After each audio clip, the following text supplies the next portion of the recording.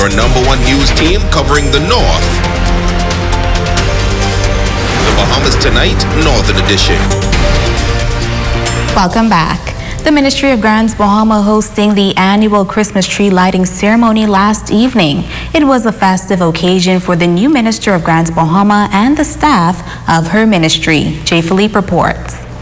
3, 2, 1. Let's go, Minister. Light this tree. The Christmas tree lighting ceremony taking place outside the Harold de Gregory complex on the Mall Drive.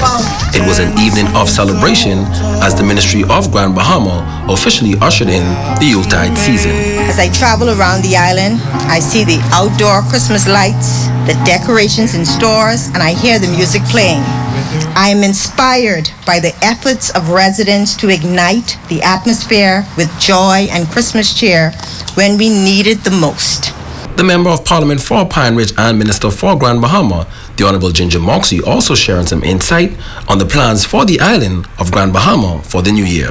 Although we celebrate this evening, I'm aware that there's still a lot of work to do.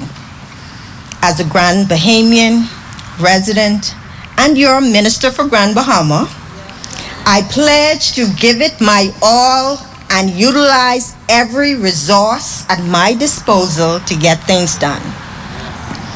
Grand Bahama, action is here. Results are here. And I can assure you that in the new year, our island will advance, our economy will be restored, and our people will continue to be empowered. Permanent Secretary for the Ministry for Grand Bahama, Hartcourt Brown, welcoming those attending the annual Christmas tree lighting ceremony. We are delighted that you've just stopped by to share with us as we pause to reflect on the real reason for the season. Bishop Kermit Sanders offering prayers for Grand Bahama and the Ministry for Grand Bahama. God, I pray for her ministry, that all who have taken on the task to serve within that ministry will serve with integrity, will serve with courage and boldness, with tenacity.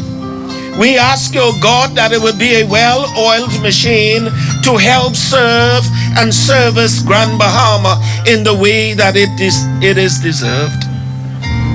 Lord, I come against every anchor that is designed to retard progress in the name of Jesus.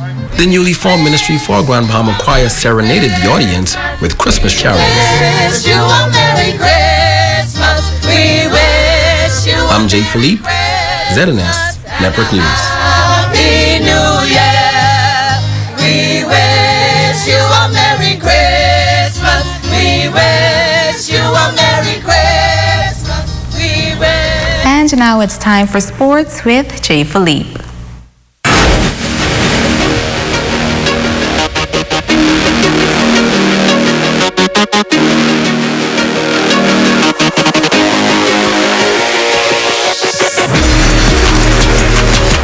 Good evening, I'm J. Philippe and welcome to Sports. The return of local competitive sports to Grand Bahama is nearing. In fact, the Minister of Youth, Sports and Culture, the Honorable Mario Boleg, made a recent trip to Grand Bahama to give us this update. Health officials met with a number of sporting federations to hear pressing concerns about the procedures that are in place for the well-being of those playing in sports. The Minister of Health, Dr. Davel, would have met with the various sporting disciplines, I think, a week or two ago. Sports Minister Mario Boleg says some matters are still under debate, but approvals have been granted for the resumption of some sporting disciplines. The sporting federations has made some requests and advice that is being accepted by the ministry, and we are now finalizing the final protocols as it relates to some sporting disciplines being played, especially when it comes to the contact sports. As for the non-contact sports, he says that play can resume in the new year.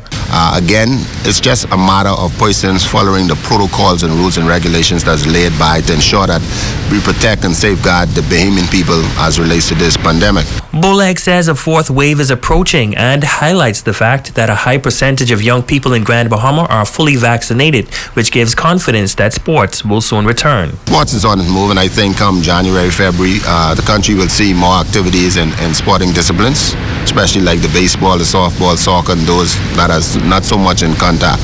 And volleyball and tennis and golf, we can play those sports.